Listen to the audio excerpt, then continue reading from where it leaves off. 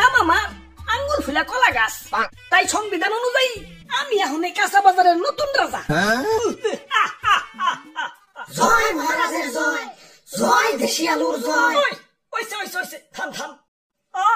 রাজা হইয়া ভালোই লাগতাছে। জানি না কতদিন রাজা থাকতে পারুম। বাজারের যে অবস্থা, কখন যে কার দাম বাইরা হুট করে রাজা হয়ে যায় কখন যায় না। তাই যতদিন রাজা আছি রাজত্ব উপভোগ করতে হইব। মন্ত্রী। জি হুজুর। আমার পাউডা মেজমেজ করতেছে, আহো একটু পাউডা টিপে দাও। হুজুর ভুলে যাইন না, কয়দিন আগে কিন্তু আমিও রাজা ছিলাম, এখন আমার দাম কমে গেছে তাই মন্ত্রী হইছি। তাই সামনে রাজার সম্মান দিয়ে কথা কইবেন। ওরে বাবা, আসসালামু আলাইকুম। ই আর কি করেন না, আপনার কয়টা দাম বাইরে রাজা হইছেন? আসছিলেন তো 20 টাকা কেজি, হুট করে 400 টাকা কেজি হইয়ে রাজা হইছেন। আর আমি কেমনে রাজা হইছিলাম জানেন? আমার কেজি তো 1200 টাকা পর্যন্ত উঠে গেছিল। ওই তুই মুখে মুখে তর্ক করস, তোর বোটা কিন্তু টান দিয়ে ছিড়া ফেলাম। ওই তোর বোটার কোনো প্রয়োজনীয়তা আছে? তুই এটা নিয়ে ঘুরস। হ্যাঁ, কেউ যদি 1.5 কেজি মরিচ কিনে 1 কেজি তো তোর বোটাই পায়। আমার রাজ্যের নিরীহ মানুষে তুই ঠকাস। ওই ওরে আমার রাজ্যের বাইরে ফেলে দেয়। যত বড় সাইজ না তত বড় কথা।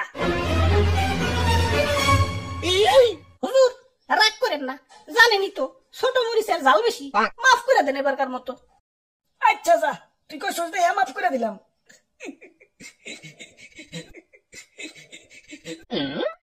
ওই আমার অনেক অনেক ক্ষোভ আছে। আমার দাম যখন স্বাভাবিক আছিল, মানুষ আমার দাম দেয় নাই। যাতা তরকারির সাথে আমার রাঁধছে। ডিম রানবো, আলু দাও। সিম রানবো, আলু দাও। ঘরে তরকারি নাই, আলু ভর্তা বানাও। একটু ইজ্জত আছিল না। গরুর মাংসের সাথে আমার রানলে তাও নিজের একটু বড় বড় মনে হইতো। কিন্তু একদল লোক আবার সেই মাংস থেকে আলু মালু সাইটে রেখে বাইসা বাইসা খালি মাংস খাইতো। এখন আমার সস্তা মনে করস ভালো কথা। এভাবে সাজিয়ে গুছিয়ে গরুর মাংসের সামনে আমার অপমান করার মানেটা কি? আমার কি কোনো আত্মসম্মান বোধ নাই? এখন দাম বাইরা রাজা হইছি, কিন্তু অতীত ভুলা যায় নাই। প্রতিশোধের লেলিহা অগ্নিশিখা এই রক্তে প্রবাহিত।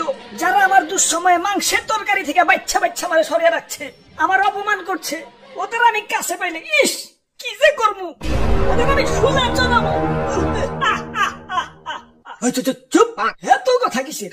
এটা কাঁচা বাজার, মাছের বাজার না। এমনিতেই সকাল থেকে কাস্টমার পাইতেছি না। কাস্টমার আইসা পড়ছি, দেও এক পা কাঁচা মরিচ দেও। খারাও কাঁচা মরিচ দিবে, মাগার পুটা খালিয়ে। কিরে এমন হাসতাছে কেঠায়? ওই স্বাগতম আমার রাজ্যে, তোমাকে স্বাগতম। ওরে বাপুরে, আলু দি কথা কয়। তোমার রাজ্য? তোমার রাজ্য মানে? হ, এই কাঁচা বাজারই আমার রাজ্য, আর এই রাজ্যের রাজা আমি। হ্যাঁ, আর কয়দিন আগে আমি রাজা ছিলাম। আর তার আগে আমি রাজা ছিলাম। ওরে বাপুরে, এটা তুমি কান্দো কেন?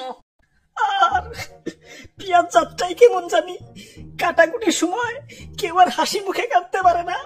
কাজের বেটি থেকে জমিদারের বেটি সবাই আমার চোখের পানি ফেলতে ফেলতে কাটে। আমি আমার মায়া মানুষের কান্না সহ্য করতে পারি না। আরে কি কষ্ট। আচ্ছা বুঝলাম, তুমিও রাজা ছিলে, তুমিও রাজা ছিলে। বেগুন তোমার কি অবস্থা?